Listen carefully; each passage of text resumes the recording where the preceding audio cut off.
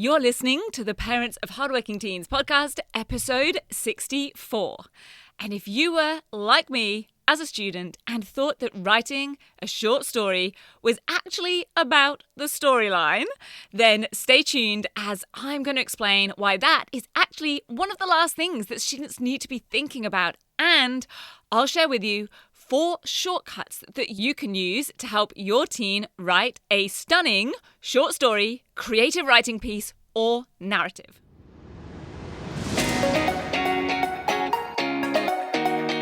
I'm Katie Jones, and with over 15 years in education as an award-winning high school teacher, international external examiner, and as a study coach, I've helped thousands of students skyrocket their results and confidence. And this podcast is where I share all my insights, tactics, and tips with you, the parent, so you can help your hardworking teen get happy, smart, and successful in their study, and have you both enjoy the journey along the way. This is the Parents of Hardworking Teens podcast. Hi VIPs, I hope you are doing great and you are ready for a super tangible, super specific and actionable episode here today, because that's exactly what I've got for you. So get a pen and paper, turn off any distractions, or if you're driving, come back to this again later and spend 15 minutes getting these 4 shortcuts down. And of course, also feel free to pass this episode on to your teen and have them take notes for themselves. Because I'm sharing all of this with you not as an English specialist, because I'm not, but as an examiner. And I have 4 shortcuts that will have your teen writing stunning short stories from now on that you can help or guide or assist them with as the parent, because 99.5% of you, like me, are also not English teachers. So I hope that this will help make it much more relatable and actionable for you, because I'm not going to be trying to teach you any actual English skills. That is your teen's job to know and learn those. But as someone who has marked for the Australian NAPLAN writing test, which students sit up to year 9, and for the QCS writing test for year 12s, I have developed some strategies and steps that mean more marks according to what examiners, and therefore English teachers, are looking for, and making these happen much faster than the usual story writing process takes for most students. So first of all, let's get clear on the type of task or assessment that we're talking about here. Now, by a short story, that includes any kind of narrative or imaginative or creative writing, and it includes when students have to come up with either any story of their choice, or they have to write in response to a stimulus, or they have to write some form of recreation of an existing novel or play or film. For example, telling it from a different character's perspective, or writing an alternative ending. So there are lots of different ways that you'll see this set as a task or assessment. And I know that for some students, this can actually be a part of their final formal examination by exam boards. For example, I know this happens in the HSC English imaginative writing piece for Module C. And here's what I know lots of students are doing. They are spending loads of time trying to come up with an original or unique or super interesting storyline. They feel like to get a good mark or to stand out, they've got to make it the next Game of Thrones or the next Star Wars, or come up with something as creative as Life of Pi. And side note, I am using those examples, but I should say that these are all stories or films or programs that I know of, but I've got to admit, apart from actually watching the original Star Wars trilogy, just because that's what we all did as a kid back then, I have never actually watched any of the others. I know, I'm probably missing out. And I'm not totally boring. I do enjoy movies. I loved the new Top Gun movie, but that's actually a pretty good marker of the level of my movie sophistication. And things like Game of Thrones and Lord of the Rings, basically anything along those lines with gladiators or goblins, I'm not even sure exactly what's in them. I'm afraid I'm out. No, I'm in the minority here, but it's just not my cup of tea. So anyway, here's what else I see so many students doing. They're trying to come up with those amazing storylines, And they're spending a lot of time and effort on the specifics within them. Switching and changing settings or characters or character names or what type of person they are. Like, does the person get talking to the homeless person in the park or to the lonely lady walking her dog by the river? Or is the main character actually called Jake or Jack? And is he 24 with brown hair or 25 with blonde hair? Oh, here's the other thing I see and read so often. They get the storyline and the characters sorted, but then what happens is they start writing, they get going, and they realize that they're either almost out of time or almost up to the word count, and they're not even at the main part of the story yet. So if they're in an exam, they then have to rush the whole second half of the plot, which is likely the most important part, into like 6 sentences. And if they're not in an exam, they spend loads of time and loads more effort on cutting or rewriting and editing so that they can fit everything in. And none of this even guarantees them a great grade. And here's why. Yep, you probably guessed it. We have to look at the marking criteria.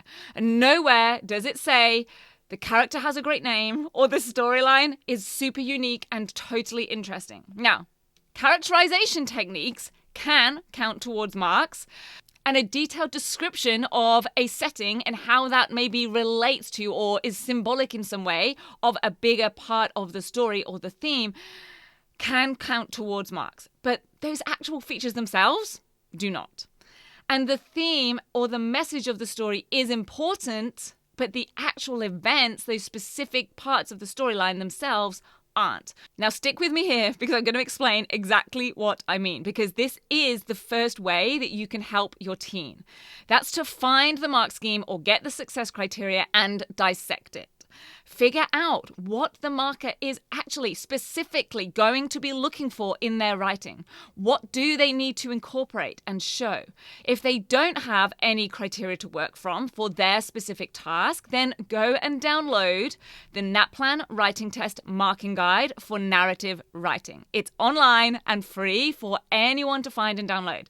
I will link it up in the show notes for you as well. And you can find those either on your podcast streaming app or at the website, www.rocksolidstudy.com, and then /, and you can do this for any episode of the podcast, / the number of the episode. Now, in that NAPLAN Narrative Marking Guide, there are 10 criteria. And the great thing about it, only going up to year 9, is that it is all laid out really clearly and simply. The language is not convoluted or ambiguous, or at least less so than other mark schemes that I've seen for year 12 writing tests and assessments.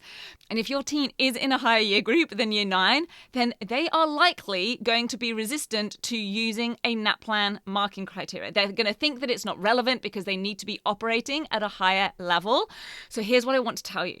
Seeing and using marking against criteria and mark schemes right from year 9 up to those senior years, those 10 criteria that appear there are always the same. Of course, the level of skill or the quality increases from year 9 or 10 to 12 or 13, but the actual things that they are looking for, like the literary devices and language techniques and other things that I'm going to go through on this episode, are the same. So let's get into those into some more detail. So the second shortcut to help your teen write a stunning short story is by getting them to use tons of different language devices, literary skills, writing techniques, both in terms of the form, or that's the structure of their writing, and with their language. So we're talking emotive vocabulary, personification, symbolism, similes, onomatopoeia, repetition. And for the higher year groups, they also ideally need to include at least 1 or 2 of the more advanced techniques like anaphora, extended metaphors, foreshadowing as well. Now remember, you don't need to know any of this stuff yourself, but your teen does, and you can just give them the nudge to make sure they are using them. This is all of that show not tell stuff that your teen likely gets told about all the time by their teachers, but probably isn't using enough of in their own writing. Now, I'd say they need to be using at least 10 different techniques, and I hope that it goes without saying that they need to be using them effectively and appropriately. So they're not just shoehorned in, but they're used selectively and accurately. So what they need to know and continuously keep in mind is that the story is basically the vehicle for your teen to showcase their storytelling skills. It's the way they're going to use all of the devices and techniques that they have been learning. The story is just the method to get all of these across to the examiner or their teacher or whoever is marking it. Okay, so the third shortcut that you can use to help your teen write a stunning short story is by making sure they have a theme or message in the story. Now, this is one of those elements that isn't really required in the lower year groups. So in year 7 or year 8, they really just want students to be able to tell a story that has a setting, rising tension, a climax and resolution, and be able to use and integrate some of their creative language techniques. But in year 9 and certainly above, especially in the senior years, they need to have more than just a series of events in order to get a top mark. They also need their story to have a theme or a message, something that it makes the reader think or feel by the end of their story. Now, they're not quite writing like an actual fable here, but a general theme like good overcoming evil, or revenge is never the answer, or honesty is the best policy, or being you is more important than fitting in. Those are the sorts of things we're talking about here. Because when you think about it, that's exactly what they have to identify and analyze when they're studying other people's stories. Whether it's a theme of power or revenge or social hierarchy or gender roles in a Shakespeare play or the latest novel that they're reading or a movie that they're studying. And of course, they're only going to be taking one small example of that theme in their story, given that they are not creating a 200-page novel. So it needs to be one simple scenario. And that leads us nicely to the fourth shortcut to your teen writing a stunning short story. And that is to keep it simple. More specifically, this means going narrow and deep with their story, i.e., narrow in terms of time frame, a number of events, a number of characters, the smaller the better, and then go deep with the descriptions of them. Go into detail on the emotions. Keeping it simple and going narrow and deep is what will enable them to use tons of language devices and writing techniques and clearly show a theme or a message, and do it by showing, not just telling. And I'll give you a real example here. So about 4 years ago, I was doing a marking contract for a school to mark their cohorts Year 12 QCS writing test practice papers. And the students had to write in response to a stimulus which was all about gold. So gold as a metal, or the sun as the golden orb in space, or gold as something precious or valuable. There were lots of options provided as to where they could go with it. And the one student paper out of over 100 that absolutely stood out to me and did get an excellent mark was a short story about a basketball player taking the winning shot in the Olympic final. The whole timeline of the story was about 5 seconds. Not 5 hours, not 5 days, not even 5 minutes, 5 seconds.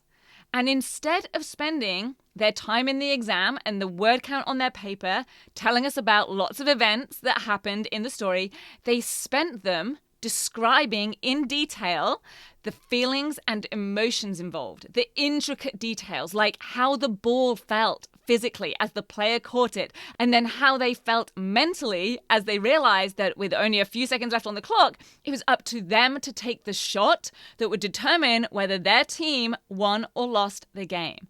And they described how the crowd roared as the arena was filled with cheers and shouts as the ball swooshed through the ring and the net. Spoiler alert, I gave away the ending. And yes, they had a message in there. And yes, they were using tons of writing techniques, literary devices, The theme was that hard work and determination pay off, because they also included a flashback to when this player was a kid and was spending hours and hours training and practicing and dreaming of this day with the goal to play for his country and win gold.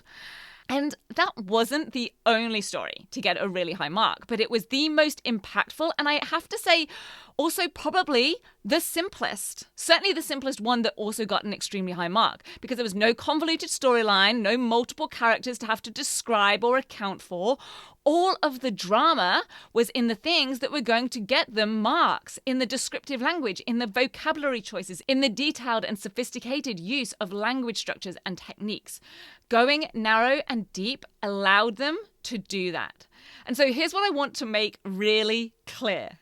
The story, the events and characters of the story, is not the main point of the story.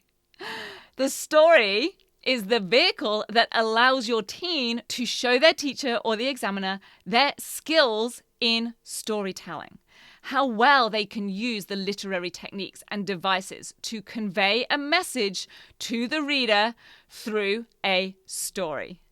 So to recap, the 4 shortcuts that you can use to help your teen write a stunning short story are: number 1, to get hold of and get really clear on what is in the marking criteria, to know what the marker is actually going to be looking for and what is going to get them marks. And then 2, they need to have a message or a theme in their story. 3 is using tons of writing features and language devices, and to do it skillfully.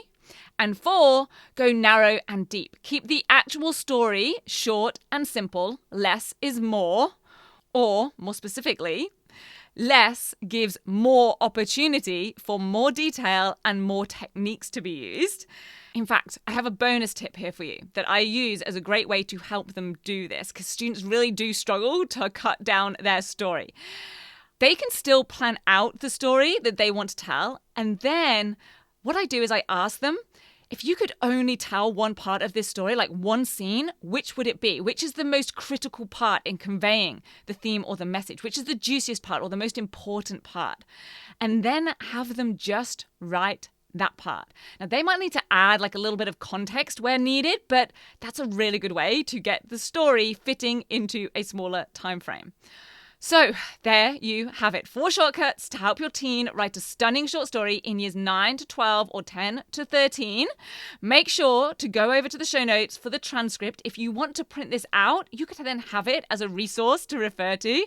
And that's where you can also get the exam board mark scheme links. So either on your podcast app, or you can go to the show notes at the website www.rocksolidstudy.com/episode64. So here's to your teen's next story assessment, ending in a happily ever after and not taking forever to write it.